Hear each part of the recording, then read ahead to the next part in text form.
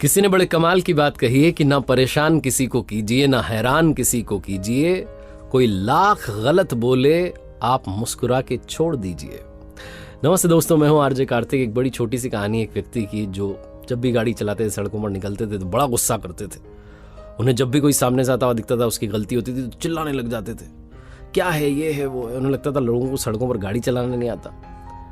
एक दिन उन्हें एयरपोर्ट जाना था, फ्लाइट पकड़नी थी, तो उन्होंने अपनी गाड़ी घर में ही पार्क की और कैब बुक की। जो कैब के ड्राइवर साहब आए वो देखने में बड़े सौम्य से, सज्जन से दिख रहे थे। ये पीछे जाके अपनी सीट पर बैठ गए, ओटीपी बताया, कैब ने चलना शुरू किया। घर से निकले, थोड़ा सा बाहर निकले थे कि सामने से एक बाइक वाला आ गया रॉन्ग साइड। ये पीछे चिल्लाने लगे, देखो कैसे चलाते हैं, ये करते हैं। कैब वाले ड्राइवर साहब कुछ नहीं बोले, वो मुस्कुराते हुए आराम से अपना गाना गुनगुनाते हुए चला रहे थे गाड़ी। एक दो सर्कल क्रॉस किए तो नो पार्किंग में से एक कार वाला निकल करके आया और इनकी गाड़ी के ठीक सामने आ गया। अगर टाइमली ब्रेक नहीं लगता तो इस कैब की टक्कर उस कार से हो जाती, बड़ा एक्सीडेंट हो जाता। ये सारा सीन हुआ ही था कि वो जो गलती से आया था, जिसकी गलती थी, उसने अपना शीशा नीचे किया और इनको गालियां देने लगा। इस कैब के ड्राइवर को सुनाने लगा, ऐसे चलाते हो बहुत उल्टा सीधा बोल रहा था। लेकिन इस कैब के ड्राइवर ने कुछ नहीं कहा, कोई रिएक्शन नहीं दिया। मुस्कुरा करके, हाथ हिलाते हुए, नमस्कार करके आगे अपनी गाड़ी चला दी।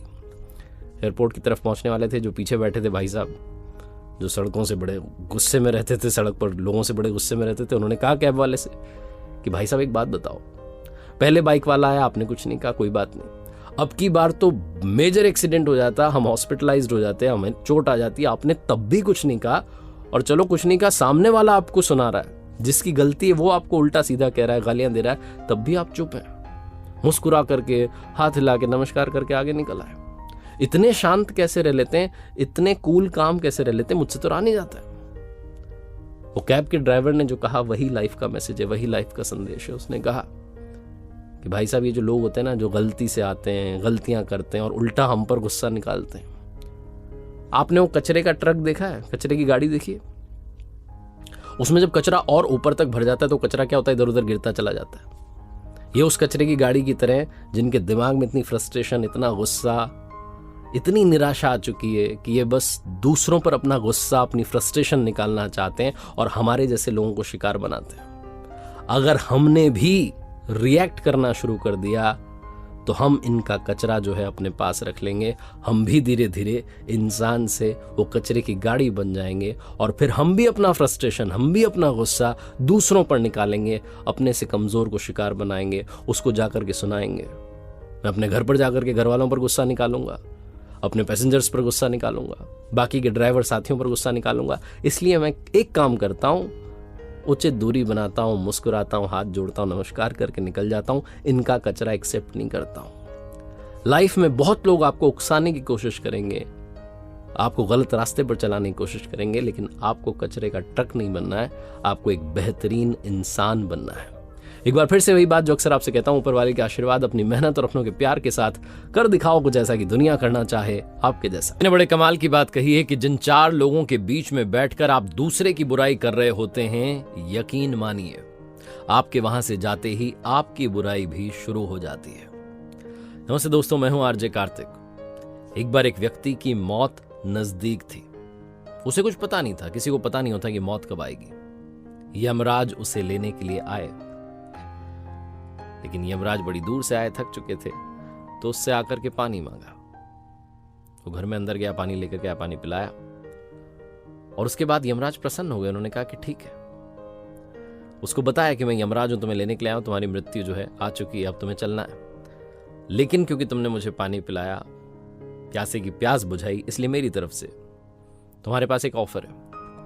उन्होंने डायरी निकाली, डायरी दी और कहा कि तुम्हारे पास 5 मिनट हैं, जो लिखना चाहो इस डायरी में लिख दो, जो तुम लिखोगे वो हो जाएगा।